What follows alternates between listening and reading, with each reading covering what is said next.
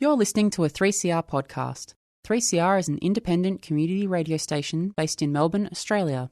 We rely on the financial support of listeners like yourself to keep going. If you'd like to support diverse voices on your radio, go to www.3cr.org.au for more information and to donate online. Stay tuned to hear the rest of your 3CR podcast. Evil minds that plot destruction, sorcerer of death's construction, in the fields of bodies burning, as the war machine keeps turning, death and hatred to mankind, poisoning their brainwashed mind. Welcome to the Anarchist World This Week, broadcast across Australia on the National Community Radio Satellite. Listen to the Anarchist World This Week, Australia's sacred cow slaughterhouse.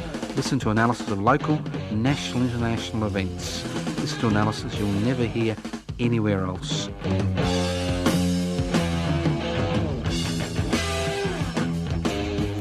Here we are, Anarchist World This Week. That's right, streaming live on 3cr.org.au. This program is podcast. You can access the podcast by going to 3cr.org.au. Now, a few things today. First of all, I'd just like to say hello to for a listener who I first met, been listening for, I think, for many, many years to the Anarchist World This Week, who I met at the Wonthaggi public meeting regarding homelessness on the Bass Coast. Hello to Jan from the Surf Coast at Phillip Island. Also, lots of things happening this week and next week. Life goes on, irrespective of what happens in the so-called real world. Life goes on in our world.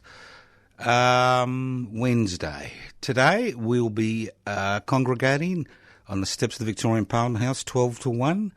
That's public housing, everybody's business. Next week is an exceptionally busy week, a very busy week. We have things organised for you. Well, they're actually not organised for you, but it makes us, oh, that was a noise, wasn't it? I think that was God talking to me, but I think she's going to ring back later on. Now, next Monday evening, we've got a public interest before corporate interest. We've got a special guest, Mayu Seto, all the way from Japan, a peace activist who will be entertaining us. No cover charge at La Porchetta's at 392 Rathdown Street, Carlton North. That's next Monday. That's the 14th. No, sorry, that is the 16th. Monday night is the 16th. Now, on the 14th, we have the PIPSI Congress, the Public Interest Before Corporate Interest Congress, which I'll speak about later on. 6-hour Congress. Come along. Watch us in action. That's the members of PIPSI who come along to the Congress, but we'll speak about that. And on the Wednesday, the 18th of March, we've got the special 149th anniversary lecture, which I'm delivering on the Paris Commune, and again at La Porchetta's at 392 Rathdown Street in Carlton North in Melbourne. So there's lots of things, but a good way to get a hold of all this is just go to my Facebook page, Joseph Toscano. It's all there. I'm hoping that in the next day or two we'll have quite an extensive article regarding the importance of the Paris Commune in 1871 and why we are bothering to remember it 149 years later with the 150th anniversary come out next year. So there's lots of things happening, and there's only one thing missing, and that's you. Don't be frightened by what you hear in the media about the world being coming to an end. It's not coming to an end yet.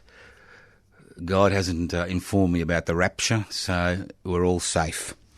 All right. Now, what's anarchy? An anarchist society is a voluntary, non-hierarchical society based on the creation of political and social structures which are based on equal decision-making power and which are based on the equal distribution of wealth to each according to their need, to each according to their abilities. And it's a very interesting concept, that, because you learn a lot about a people in a time of crisis. You learn a lot. And what I'm seeing highlights to me is the direction Australian society has taken in the last 40 or 50 years, where we have embraced the concept that the individual is at the centre of everything, and that the concept of community does not exist, and the only role of the state is to ensure that those who exercise power continue to exercise power. And with the COVID-19 crisis, we have seen the lack of vision and the lack of ability of governments to handle the situation. And we've seen decisions made on the run, which you do make in such a situation. But we have seen a situation where there's been a total lack of moral and ethical direction from the federal government. Total lack. You see disinformation, and you see run on grocery stores and toilet paper and beans and rice, and the list goes on, an unnecessary run, and an almost non-response from the federal government. And what we've seen is the essence of the community we've created. We've got to create a community that has a trust deficit, because so many federal elections have been fought in the idea of, the other, of fear. And federal elections, especially the last federal election, were won on the basis of fear. That there is so much unnecessary fear in the community that people are no longer listening to what governments have to say and are looking at alternative forms of information, which in many regards are 100% incorrect. And this feeds on this general panic that we are seeing in Australian society today. And we are not seeing people coming out and say, look, there is a problem. It's not a huge problem, but there is a problem. But we don't need the panic, because people don't trust the institutions which have been created to theoretically represent their interests. And if you look at what's been happening in this country over the last 40 years or so, and the findings of Royal Commission after Royal Commission after Royal Commissions regarding the deficiencies of institutions, both state-based and non-state-based, which our society is based on, you begin to understand why there is this lack of trust, and this trust deficit in the Australian community. We've seen royal commissions into the financial sector, which has basically highlighted how corrupt the situation was. We've seen a royal commission into institutional child abuse, which I think shocked many people in this country, although many people knew what was going on. We've seen federal politics descend into name-calling exercises. We've seen fear being the primary motivating force in this country over the last few decades, whether it's the fear of the refugee, the asylum seeker, the Muslim, the African, gays, it goes on and on. This politics of fear. So no wonder people are panicking, because they have lost the ability to trust figures in these institutions. And having Mr Morrison as our Prime Minister has been highlights the inadequacy of the man in such an important position. It's as if we are living with a cardboard cutout. You know, Scotty from advertising. This cardboard cutout which seems incapable of actually bringing together the nation in such a way to face this crisis. Now, this isn't a bushfire crisis where you've got, you know, nice animals you can actually take photographs of. This is a virus. And the thing about a virus is it doesn't care. It doesn't care whether you're rich or poor. It doesn't care whether you're yellow, black, brindle or white. It doesn't care whether you're gay or straight. It doesn't respect borders. It's a hidden enemy. It's potentially everywhere and nowhere. And in a period of crisis, you would hope that the government of the day, especially the federal government, would bring people together to face this problem. Bring them together.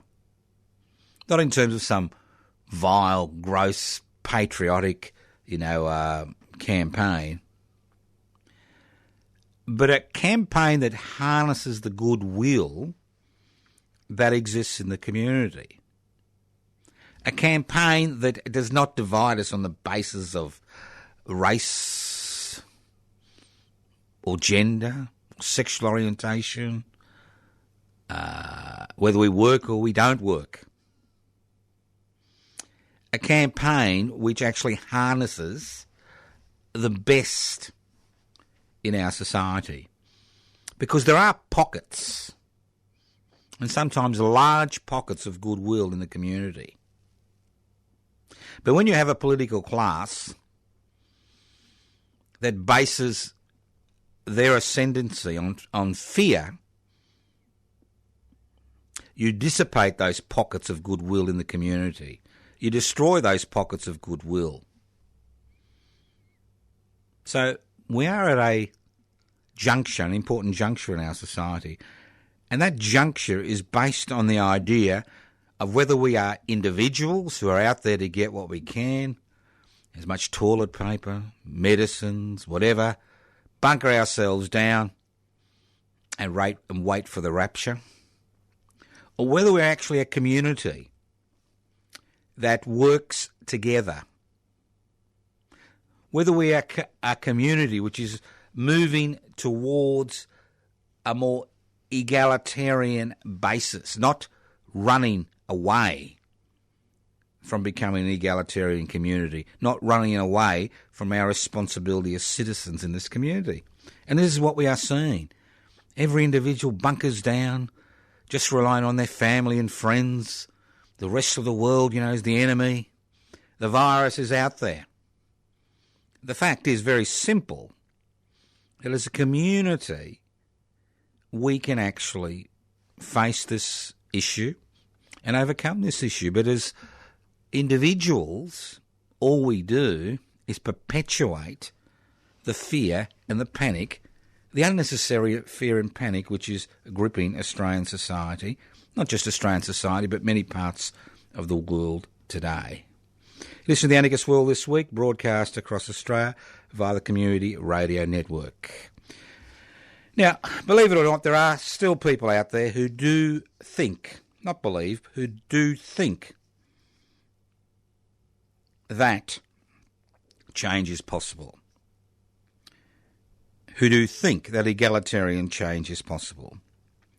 And these are the members of public interest before corporate interests. And we're having a Congress this Saturday on the 14th of March from 10 a.m. to 4 p.m. at the Melbourne Unitarian Peace Memorial Church at 110 Grey Street in East Melbourne.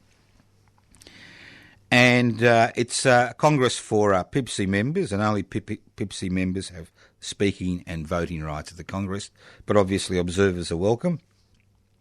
And if you join PIPSI on the day, obviously you can take part in the conversations and the voting. And we're looking at three things: practical ways we can increase our membership, and I'll be facilitating that discussion. The concept of crowdfunding, and Andy will be leading that discussion, and establishing affinity groups, that's special interest groups within PIPSI, and Paris will be leading that discussion. Now, this is a Congress. It's a working Congress. It's about coming up with ideas. It's about making those ideas a reality. It's about ensuring that public interest before corporate interest becomes registered as a federal political party before the end of the year. Our membership is slowly climbing up. We've got over 416, 17 people on the electoral roll now, and we're moving towards 550, which hopefully will occur sooner than later. But the Congress is about, and it's 10 a.m. to 4 p.m. this Saturday, the 14th of March, at the Melbourne Unitarian Peace Memorial Church at 110 Grey Street, East Melbourne. Because today, in Australian society, there are few social, cultural, political organisations which put the interests of the many before the interests of the few.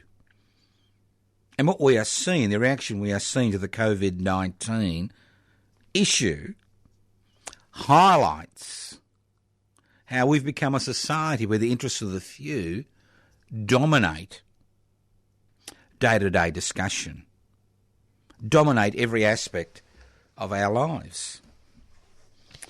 And the thing about being a member of public interest before corporate interests,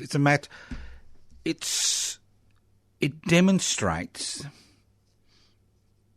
that there are individuals and groups within this society that still think that we can address the growing inequalities in power and wealth in this country, that we can address the institutional shortcomings in this country, not by hitching our wagon to the corporate sector, not by hitching our wagons to political organisations which grow because they promote the fear in the community, but actually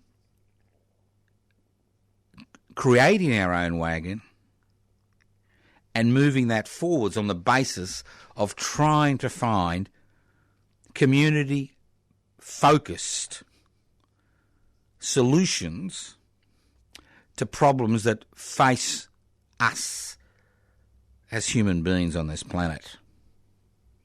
Not specific issues, but general issues. And I think what the COVID-19 crisis highlights is that there are different ways of addressing issues.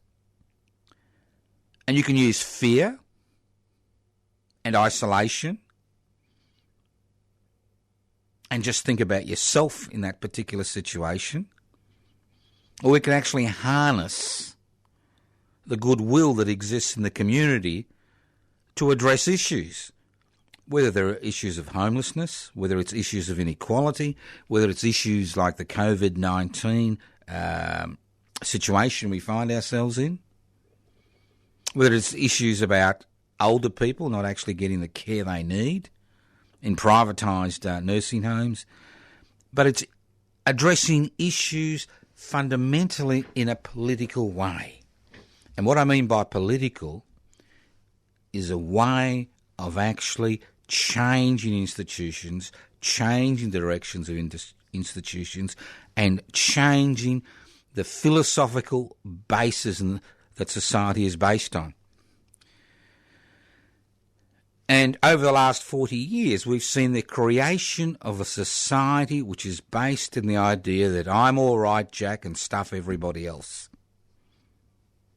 And the reality is, when you live in large urban centres, and Australia is one of the most urbanised countries in the world, cooperation, not competition, is the mechanism via which we can address as a community problems which face each and every one of us, problems due to increasing temperatures, due to human-induced climate change, problems that face us in terms of the increasing threats of bacteria and virus in a world where the temperature is changing and the environment is changing in such a way as to encourage the development of new bacteria and viruses in the community, which can have a diabolical effect on the community.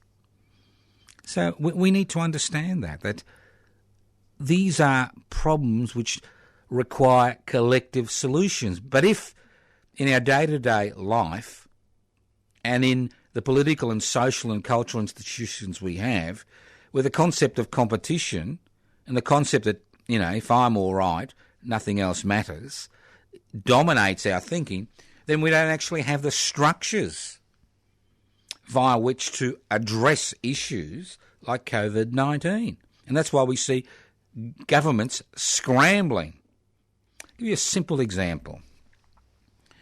This country doesn't even have a Centre for Disease Control. A federal Centre for Disease Control.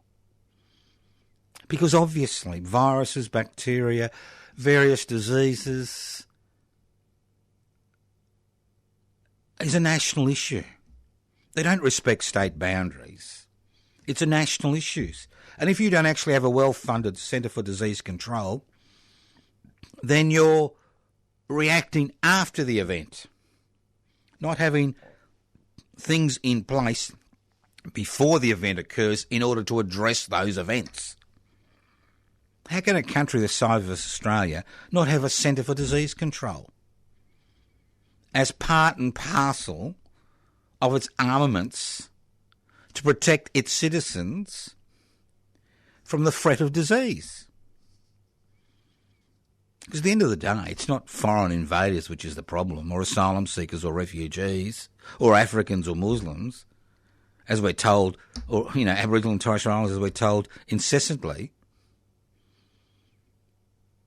The greatest threat we face is the threat of disease, especially disease which is created by viruses and bacteria, which can have catastrophic events on communities.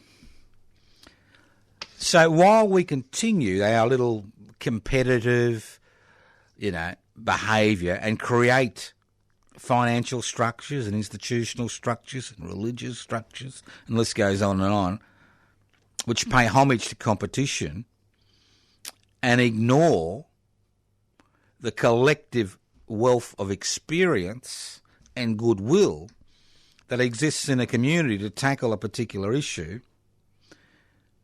then we will see the panic which we see today. Because nobody trusts anybody. You don't trust the government. You don't trust the religious institutions. You don't trust financial institutions. You don't trust your neighbour. You don't even trust your family. So this trust deficit, and we do have a huge trust deficit in our society, is a significant barrier to us collectively as a nation and as a people facing challenges, whether it's challenges from increasing temperatures, whether it's challenges from drought, whether it's challenges from bushfire, whether it's challenges from disease.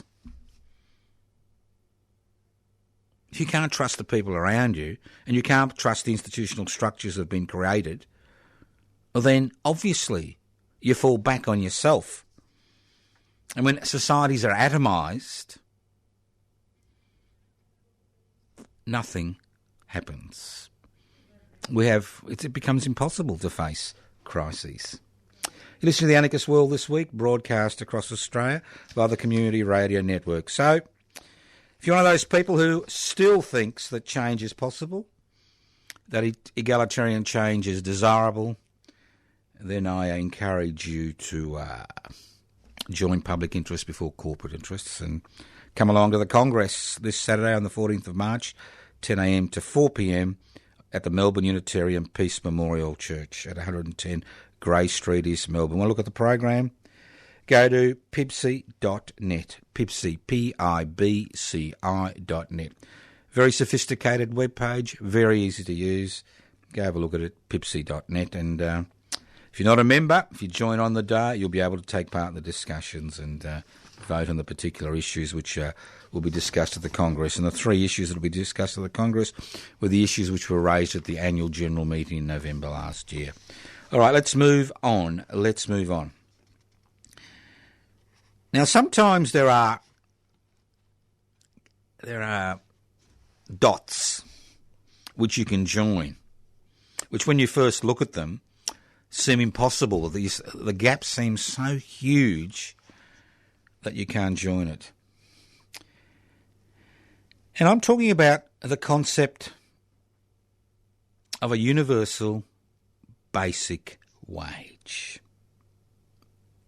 And a universal basic wage is a simple idea that in a society which is becoming increasingly automated, where so-called artificial intelligence is taking a bigger and bigger role, and more people are being squeezed out of the marketplace in terms of having a job, where 1/3 of Australian workers are basically casual workers, you begin to realise the extent of the issue.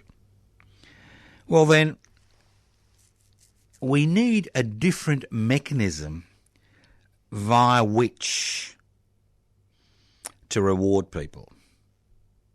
And the concept of universal basic income is that every individual in society receives a universal basic income which is designed to look after their basic needs. Now, obviously, having a universal basic income does take increase in taxation, not just personal taxation, but things like a 1% turnover tax, so that corporations who don't pay tax legally pay some tax, or a 1% stock market tax. Could you imagine all the money that would have come in the past 2 or 3 days as the stock market goes up and down, up and down, up and down, like a yo-yo?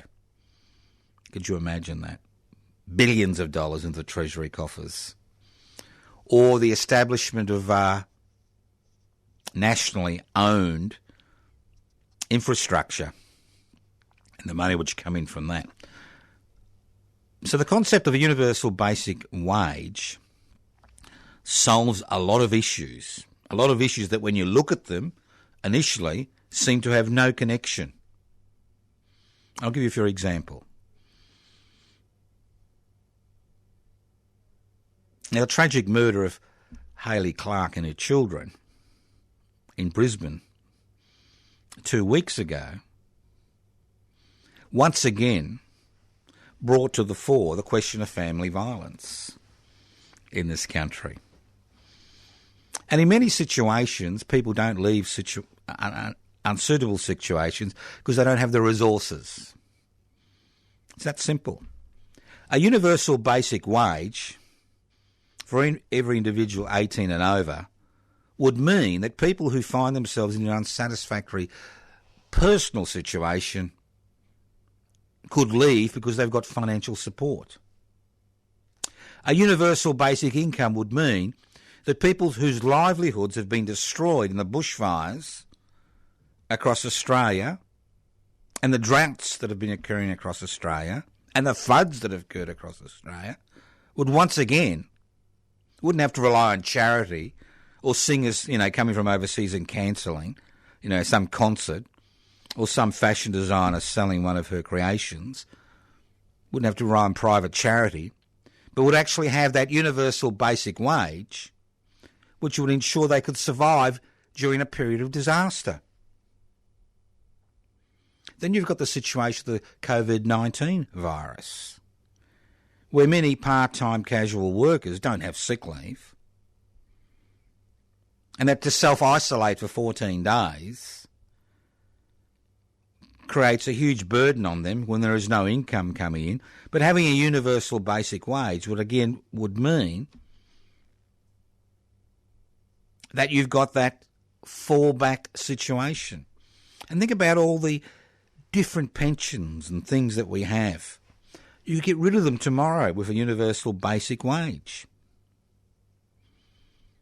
Now, it's all right if you live in a society where everybody has a job, and if you reward people for living that society who've got a job by giving them an income, but it's a different ball game, different football game, when you don't need everybody in society to work in order for that society to be profitable and to function. So the concept of a universal basic wage has profound impacts on a community. Many communities, within communities in our society, which find themselves on the margins and the outers, who find they have no options, who find they prefer to, look after their children instead of being paid a lowly paid worker in the gig economy. A universal basic wage does allow people to make those choices. In a highly industrialised, technologically focused society where human labour is no longer needed to create profit, then the idea of a universal basic wage becomes more and more important. And if you think this is something new, it's not something new, and I've spoken about this before. The Roman Empire had to deal with a plebeian class that had voting rights, but had been forced out of work with the importation of hundreds of thousands of slaves into the Roman Empire who, worked for nothing. And the way they were placated was with free food, subsidised accommodation, 182 public holidays a year, bread and circuses. That's where the concept comes from. So it's nothing new. So I think what we should be looking at is the introduction, not just introduction of a universal basic income, but also how it would work and how it would be financed. And if you look at the policy documents of public interest before corporate interests, if you go to pipsy.net, you'll see the policy document on a universal basic wage. It highlights how it can be funded and the positive results in a community. But again, it's a matter of political will. Currently, we are doing everything we can as a society to keep non-functioning industries functioning. Now, a lot of people who are involved in the forestry industry, a lot of people who are involved in the coal industry, and a lot of people involved in many other industries, which you can see the writing on the wall, will fight tooth and nail to maintain their jobs because that's how they pay their bills. And the idea of a universal basic income means that pushback from people whose jobs no longer will be needed in the future will be less because they know that their basic human needs will be met by society.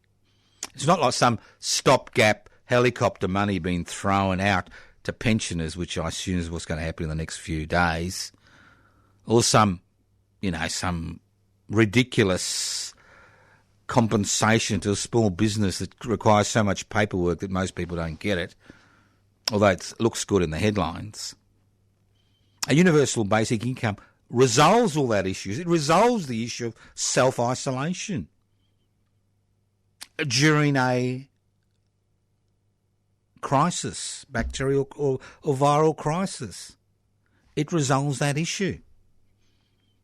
So I think the concept of a universal basic income should be at the forefront of our thinking as a society in terms of addressing issues that we face, not as individuals, but as communities. You listen to The Anarchist World This Week, broadcast across Australia via the Community Radio Network. One simple way of funding it. Now, we've got, 25.4 million people living on a continent, which I love to say every week. It's not a lot of people, and it's a mineral-rich continent. But unfortunately, unlike a lot of countries, we have allowed that mineral wealth to be exploited on our behalf by transnational and local-based corporations whose major responsibility is to their major shareholders, not to the people of this country. So we've got the ridiculous situation where the wealth that trickles back in taxation and jobs and royalties isn't even 10% of the wealth which is extracted from the ground, from our vast mineral resources, whether it's gold, whether it's diamonds, whether it's coal, whether it's iron ore, whether it's opals, and the list goes on and on and on and on. Mineral sands, and it goes on, and I could go on forever. Just extraordinary. Just developing our own resources will be more than enough to actually fund a universal basic income. Fund it. If 4.5 million people in Norway can actually amass, a fortune of, I think $1.5 trillion in their sovereign fund through oil deposits, why can't we? Think about it. I mean, things don't have to be the way they are. We always think that things have to be the way they are. But the only way you can develop wealth is through capital. And the only way you can get capital is through investment. Well, it doesn't have to be that way. How the minerals are mined is not the issue. Who they're sold to is not the issue. The issue is who do they belong to and who profits from them in the long run. It's a very simple concept, but again, it's a concept which nobody wants to talk about.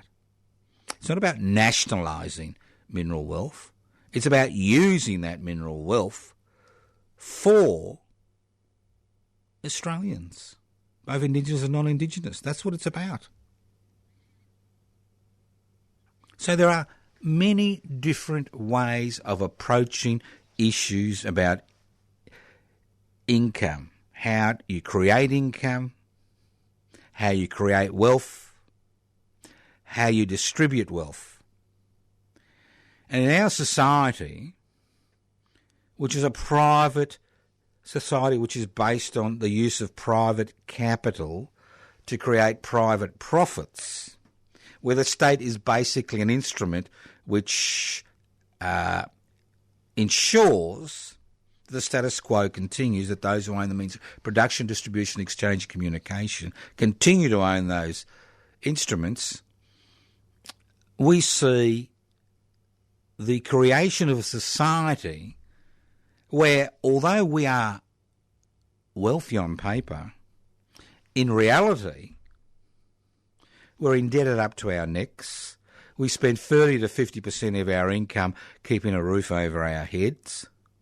We're one of the most over-medicated people on the planet, not just in terms of legal drugs, but illegal drugs. There is so much anxiety in the community, which we're seeing, seeing the ugly sides of it in the COVID-19 crisis. And the list goes on and on, and on and on and on. So why should we continue down this path of allowing the corporate sector to dictate the parliamentary agenda, of electing and re-electing and electing and re-electing and electing and re-electing, and I could go on for the next 20 years saying the same three or four words, electing and re-electing, the same people who are there to protect the interests of the status quo. They're not there to protect our interests. If they were there to protect our interests, we wouldn't see this legislation. I'll give you a simple, ridiculous example. This is so ridiculous, you could actually make a comedy skit out of it. I understand it's Comedy Week soon in Melbourne, and if you are in Melbourne, you turn up to one of these things. This would just be a wonderful comedy skit. Now, Australia's the second highest gas exporter after Qatar in the world. Okay? Now, in West Australia, successive West Australian governments have ensured that there is a reserve of gas which is sold to West Australian industries. Okay? So West Australian gas costs are exceptionally low. But on the east coast of Australia, we now have corporations actually bidding to build facilities in the major capital cities that will allow gas to be imported to force down gas prices in East Australia. And you know why this happened? Because when the contracts were drawn up, which were very friendly as far as the gas extraction companies were concerned, that no allowance was made for local consumption. There was no reserve for local consumption. I mean, this is the lunacy of living in a society based on private investment for private gain. I mean, all you've got to see is the gyrations in the stock market over the last few days to see what an unstable society we live in. Could you imagine you've been paying superannuation into your fund for 40 years and you're about to retire and all of a sudden, you know, the stock market's going up and down, up and down, up and down, you know? Extraordinary. Panic buying, panic selling. Just extraordinary. What a way to live. I mean, you reach the end of your working life, you've paid superannuation, your superannuation is invested for you, in inverted commas, in the very organisations that have exploited your labour all your life, and then you find it dissipates overnight. Extraordinary. Just extraordinary. But that's what happens when you don't think outside of the parameters that our society is based on. I mean, why have we, and as I've said over and over again, as a community, allowed governments at the state and federal level to privatise assets which were built through the blood, sweat and tears of Australians to provide essential services to the community, which created a profit which went back into extending these essential services, or which went back into the Treasury to provide services? Why have we allowed these facilities to be privatised at bargain basement prices? And then we see what happens when you privatise the energy sector and you've got somebody owns the power lines, somebody owns the transmission station, somebody owns, you know, the distribution network, somebody owns the business that actually sells you the electricity, and the list goes on and on. And every one of these makes a profit. The banking sector, you privatise the Commonwealth Bank, what happens? You've got no competition. You've just got these private banks, you know, gouging people on a daily basis because there's no competition, there's no mixed economy, and we've allowed this to occur. And why does it occur? Well, it's very simple.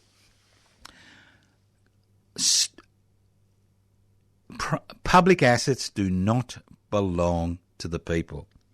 Now, I've been a bit amused to see all the advertising lately regarding the Australian Broadcasting Corporation, saying the Australian Broadcasting Corporation, well, it's your ABC. Your ABC. It reflects your opinions. It's your ABC. Well, the ABC does not belong to the people of Australia. The Australian Broadcasting Corporation, like the Commonwealth Bank, like Qantas, like the airports, like the ports, like telecommunications, and the list goes on, did not belong to the Australian people. Did at any stage before any of these assets were privatised, were you asked in a referendum whether you wanted to privatise these assets? No. Not once. Not once. Because in Australia, public assets belong to the government of the day at the state and federal level. And they can privatise those assets at any time they like. And they've continued to privatise those assets, creating the mess we find ourselves in today as far as, having some competitive forces working in our society. Capitalism isn't about competition.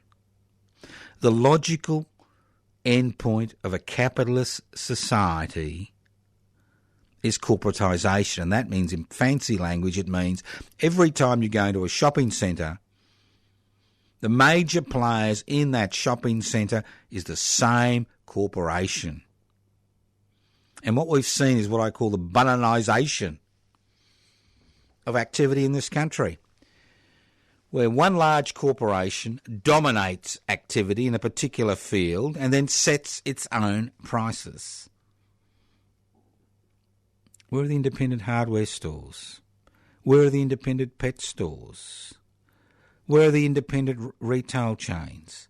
You cannot compete against these corporations, especially in a country like Australia, where you don't have antitrust laws which stops corporations from dominating particular aspects of daily living.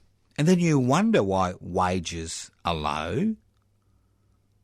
You wonder why you've got a deunionised workplace. You wonder why there's so much anxiety in the community, so much reactive depressive illness in the community. And a reactive depression is a depression you feel because of the situation you find yourself in, not because you're born with a particular, predisposition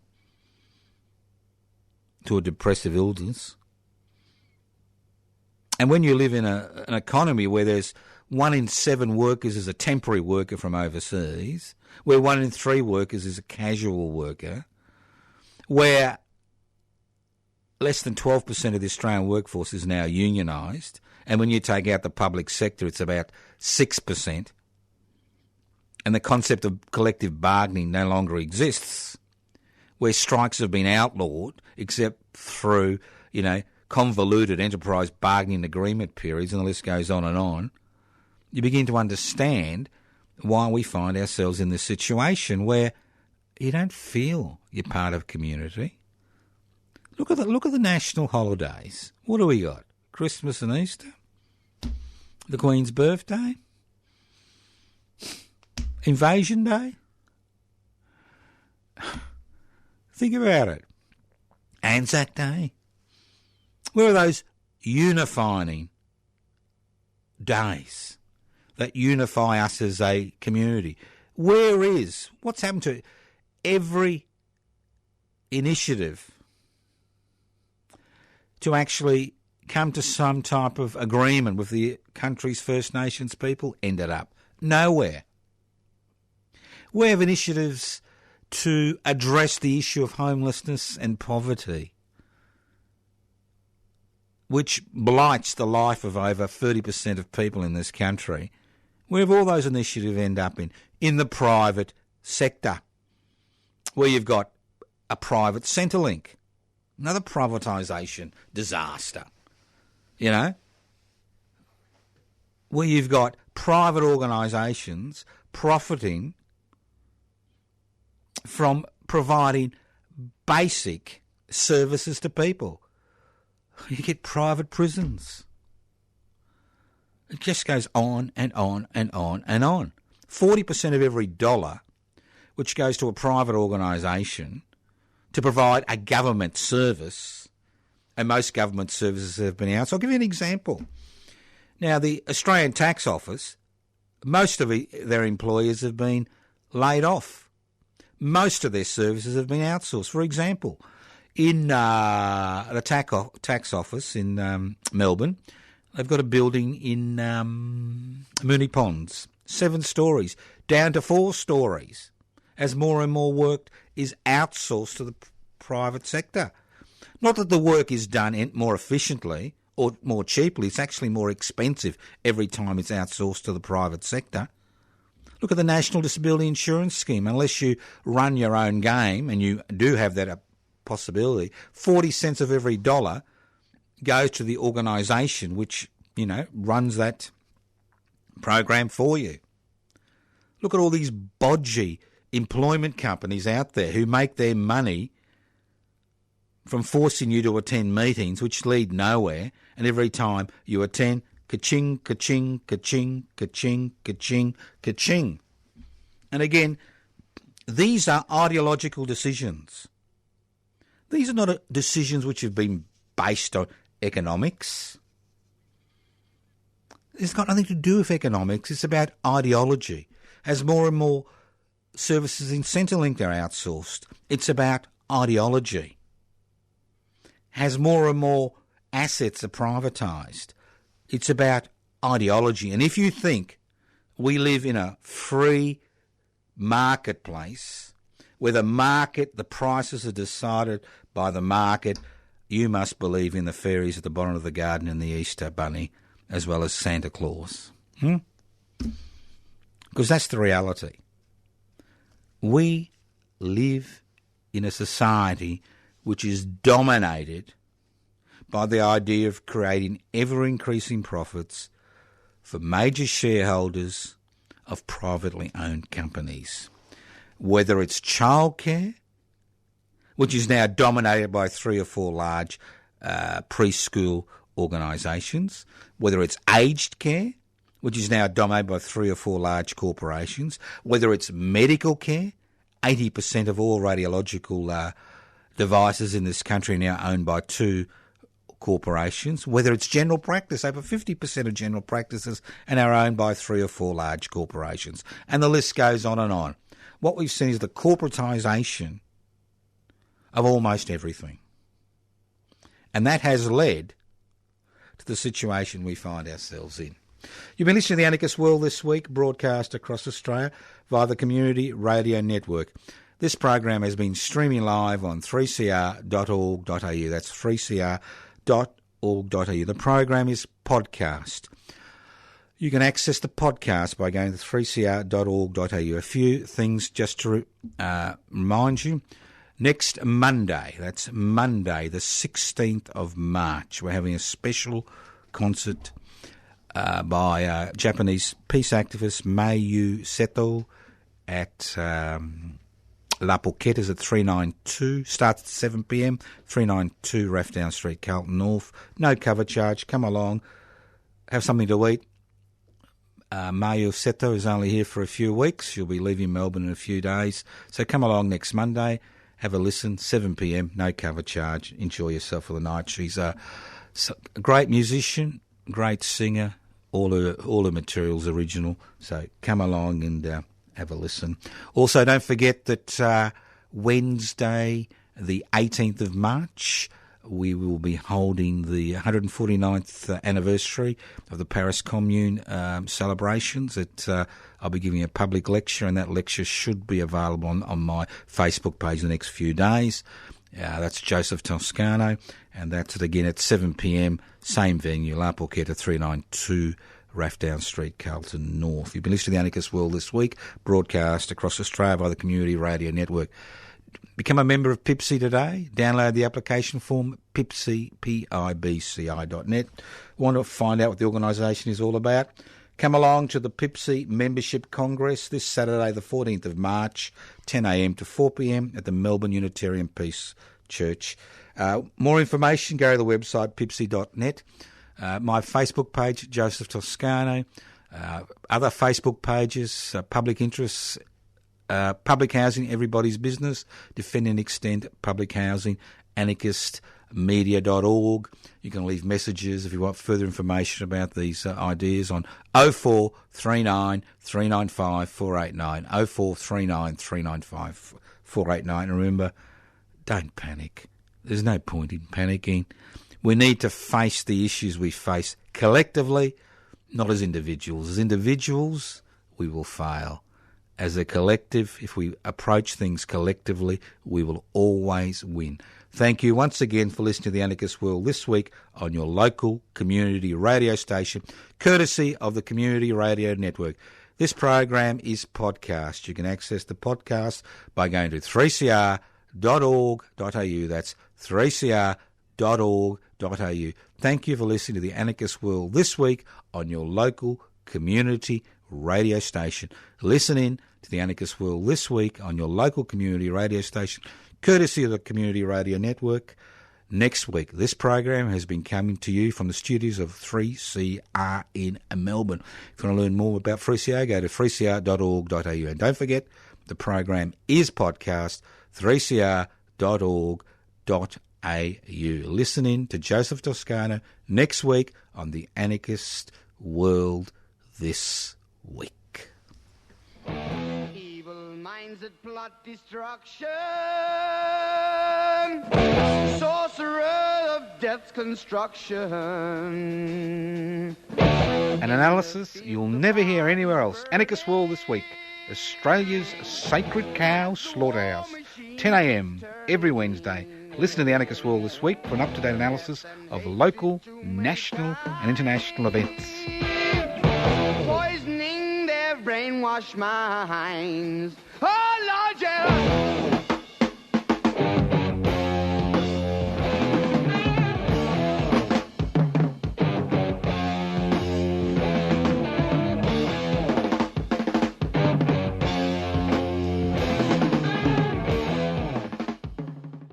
You've been listening to a 3CR podcast produced in the studios of independent community radio station 3CR in Melbourne, Australia. For more information, go to allthews.3cr.org.au.